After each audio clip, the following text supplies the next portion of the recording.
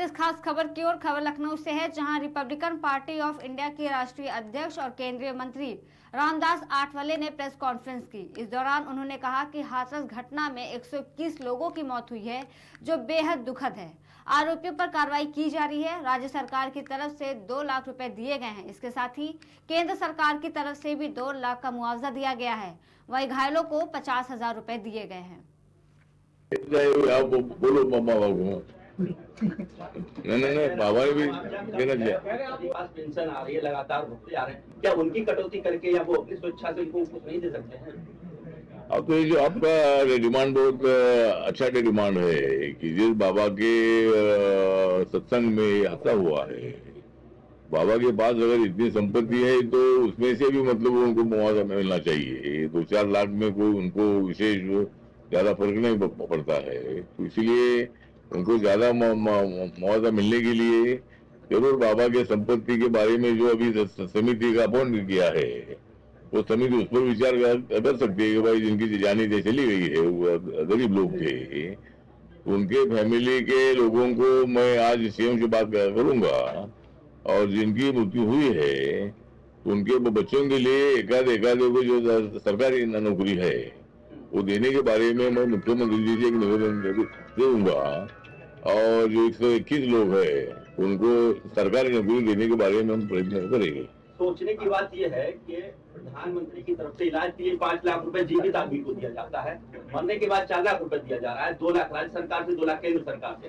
किसान निधि की तरफ से जो किसान बीमा जो होते हैं, जिन लोग नाम में जमीन होती है, उनको मरने के बाद 5 लाख का बीमा होता है। क्या नहीं लगता है कि जो नेतृत्व था उसके 4 लाख रुपए का मुआवजा केंद्र सरकार राज्य सरकार नहीं, जो नियम अभी है उसमें थोड़ा कुछ बढ़ोतरी करेगी। अभी जो नियम है कि जब ऐसा होता है तो ऐसा केंद्र सरकार की तरफ से 2 लाख रुपए दिए जाते हैं, और राज्य सरकार का 5 लाख देती है, 2 लाख भी देते हैं। और हमारे महाराष्ट्र में जब ऐसा हादसा होता है तो मुख्यमंत्री 5 लाख का ऐलान करते हैं, तो राज्य सरकार का भी जो बढ़ सकता है क्या, मैं बात करूंगा मुख्यमंत्री जी से।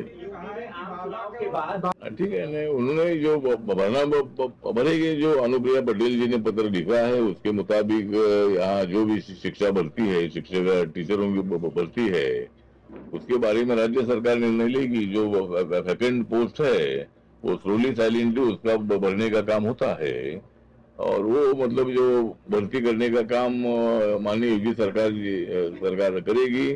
और आज शाम को मैं उनको मिलने वाला हूँ, मैं उनके साथ इसके बारे में बात करूंगा। अक्टूबर में चुनाव है तो उसमें आपकी पार्टी कितने सीटों में चुनाव लड़ेगी महाराष्ट्र में? महाराष्ट्र में हमारी पार्टी एक 8-10 सीटों की मांग हमने की है, तो रिपब्लिकन पार्टी को अगर 8-10 सीटें मिलनी चाहिए, क्योंकि महाराष्ट्र में दलित वोट में भी बहुत ज्यादा फैक्शन हुआ था, और संविधान का मुद्दा महाराष्ट्र में भी बहुत ज्यादा चला था। अब म्यूनिसिपल कॉर्पोरेशन में आपने कहा था पिछली बार में कि जो हम लोग वहाँ पर आगे डिमांड करेंगे कि मेयर और डिप्टी मेयर हमारे पार्टी का हो, तो अभी जब चुनाव विधानसभा के बाद चुनाव आएगा तो ऐसा डिप्टी मेयर का आश्वासन हमको जो वहाँ के आशीष शेलार जी है, जो वहाँ के मुंबई के अध्यक्ष है, उन्होंने आश्वासन दिया था कि अगर इलेक्शन आती है और अपनी सत्ता आती है जरूर आरपीआई को डिप्टी मेयरशिप मिलेगी। तो उसके बारे में भी जब अभी विधानसभा के बाद ही वो इलेक्शन होगा तो तब जरूर हमको डिप्टी मेयर पद मिलेगा। राहुल गांधी कल हाथरस गए थे, पीड़ित परिवारों से मिले थे, उन्होंने कहा जो मुआवजा दिया गया वो नाकाफी है, सरकार को मुआवजा बढ़ा देना चाहिए। मुझे लगता है कि सरकार जो होती है, राहुल गांधी जी की पार्टी की सरकार भी होती थी तब ऐसा मुआवजा मिलता था, तो मतलब मुआवजा ज्यादा देना चाहिए तो बात तो हो सकती है, लेकिन सरकार के पास भी कुछ बजट होता है, उसमें से सरकार ने 2-2 लाख रुपए दिए हैं। तो मुझे लगता है कि भाई राहुल गांधी जी ने जो डिमांड किया है उस पर हम सीएम से बात करेंगे, और कुछ ज्यादा उनको मदद हो सकती है क्या, उसके लिए हम प्रयत्न करेंगे। तो मुआवजा बढ़ाने के लिए नेता मंत्री अपनी तरफ से नहीं दे सकते हैं, बाबाओं की संपत्ति को खुद करके वसूली नहीं की जा सकती है। क्या है नेताओं की जो बाबा की जो संपत्ति है अपने पास से उनका सहयोग नहीं कर सकते हैं, अपने पार्टी फंड से दिलाइए सब। बाबा की क्या अरे बाबा ने उनका कहना कि जो 200 करोड़ की संपत्ति है। और एनडीए के नेता ग्रुप में उनका चयन होने के बाद नरेंद्र मोदी जी एनडीए के प्रधानमंत्री बन गए हैं। जब बीजेपी को 282 सीटें मिली थी 2014 में, तब भी एनडीए की सरकार थी, तब कभी बीजेपी की सरकार कभी नहीं बोला था। 2019 में 303 सीटें बीजेपी को मिली थी, तब भी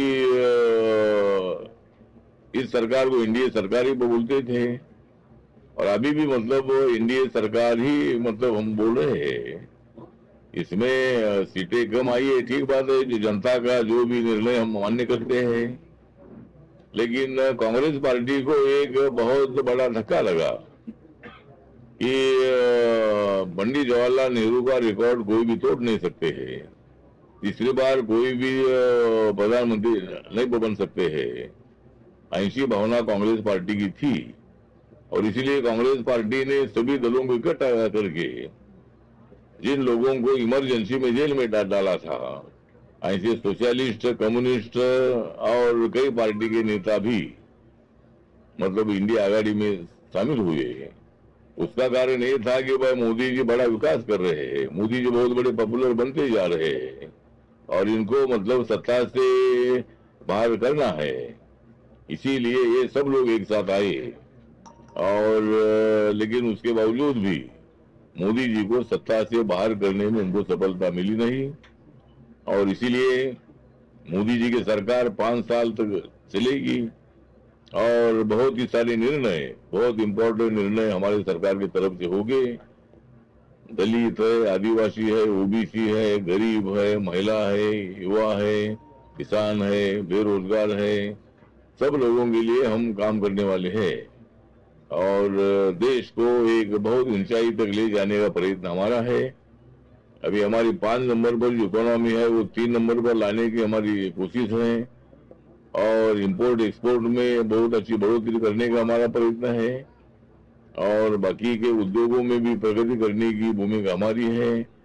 तो उसकी, और राहुल गांधी का सपना था कि उनको प्रधानमंत्री बनना था, लेकिन राहुल गांधी को प्रधानमंत्री बनने के दिन अभी बहुत बाकी है, उनको जल्दी प्रधानमंत्री पद मिलने वाला नहीं है। हमारी एनडीए दूसरी बार भी सत्ता पर आएगी, तीसरी बार भी सत्ता पर आएगी, 25-30 साल हम सत्ता छोड़ने वाले नहीं है, क्योंकि जनता हमारे साथ है। और इसीलिए जरूर उत्तर प्रदेश, महाराष्ट्र, वेस्ट बंगाल ऐसे और राजस्थान ऐसे 4 राज्यों में थोड़ा हमें जितनी अपेक्षा थी उतनी सीटें मिली नहीं, लेकिन उसके बावजूद भी भारतीय जनता पार्टी को जो 240 सीटें मिली है, और कांग्रेस पार्टी को जो सीटें 14, 19 और 24 में मिली है, उसमें अभी तो 99 सीटें उनकी है, और 14-19 में दोनों मिलाकर कुछ 88 सीटें थी, 88 सीटें थी। तो मतलब इनको 3 बार जो कांग्रेस को सीटें मिली है, उससे भी ज्यादा सीटें बीजेपी के पास है, 240 सीटें बीजेपी के पास है। तो इसीलिए मुझे लगता है कि संविधान बदलने का बकवास था, संविधान बदलने का बहुत बड़ा गलत प्रचार था। संविधान कोई भी नहीं बदल सकते हैं। जिस नरेंद्र मोदी जी ने संविधान को माथा टेकर शपथ ली है, वो मोदी संविधान कैसा बदल सकते हैं? जिस मोदी जी ने 26 नवंबर ये जो दिन है, ये संविधान दिन पूरे देश भर में स्कूल, कॉलेजों में, ऑफिसेज में मनाने का ऐलान किया है, वो नरेंद्र मोदी संविधान कैसा बदल सकते हैं? जिस नरेंद्र मोदी जी ने 26 अलीपुर रोड, जहाँ बाबा साहब अम्बेडकर ने संविधान लिखा था ड्राफ्ट उसका, वहाँ बहुत ही सुंदर स्मारक बनाया है, वो मोदी कैसा मतलब संविधान बदल सकते हैं? जिस मोदी जी ने मतलब डॉक्टर अंबेडकर इंटरनेशनल सेंटर खड़ा किया है, वो मोदी कैसा संविधान बदल सकते हैं? जिस मोदी ने मुंबई में हिंदू मिल की जगह थी, एनटीसी की मिल थी, उसकी कीमत 3600 करोड़ थी, तो जमीन बाबा साहब के मेमोरियल के लिए दी है दादर में, और वहाँ बड़ा काम चल रहा है। 1-1.5 साल में उसका लोकार्पण 16 होगा, और वहाँ कम से कम है। लेकिन वोटों का जो परसेंटेज है, ये दोनों का आगे पीछे 2-3% का फर्क है। तो महाराष्ट्र में जो अभी अक्टूबर में विधानसभा का चुनाव आ रहा है, मेरी party Republican party of India Mahayuti के साथ, एनडीए के साथ रहेगी, और महाराष्ट्र में 288 सीटें हैं, उसमें से कम 170-180 सीट लाने का हमारा प्रयत्न है। और अभी इस विधानसभा के चुनाव में संविधान का मुद्दा नहीं चलेगा, या विकास का मुद्दा चलेगा। और 10 सालों में मोदी सरकार ने राज्यों का भी विकास किया है। रोड की कनेक्टिविटी है, एयर की कनेक्टिविटी है, रेल की कनेक्टिविटी है, उसमें बहुत बड़ा काम किया है। उसके साथ साथ 80 करोड़ लोगों को 5 साल तक फ्री में अनाज देने का भी निर्णय सरकार ने ले लिया है। अभी 3 करोड़ लोगों को प्रधानमंत्री आवास योजना का मकान गरीबों को मिलने वाला है, उसका भी बजट पूरा पास किया है। और कम से कम 9.5 करोड़ किसानों के खाते में 6-6 हजार रुपए भी, मतलब प्रधानमंत्री किसान योजना जो है उसमें 20,000 करोड़ रुपए पूरे देश भर में किसानों को मिले हैं। तो ऐसे बहुत सारे काम जो है ये हमारी सरकार ने किए हैं। और हमारी सरकार के पास 292 सीटें हैं, बहुमत से 20 सीटें हमारे पास ज्यादा है, और भी सीटें बढ़ने वाली है। जो 17 इंडिपेंडेंट है उसमें से भी कुछ लोग हमारे साथ आएंगे। और सरकार जो है, सरकार अभी अगस्त में चली जाएगी, ऐसे लालू प्रसाद यादव जी बोल रहे हैं। माननीय लालू प्रसाद यादव जी के बारे में हमको आदर है, वो सोशलिस्ट पार्टी के नेता है। और मतलब वो आरजेडी के नेता है। और अवश्य में सरकार कैसी जा सकती है हमारे पास, चाहे आप बोलो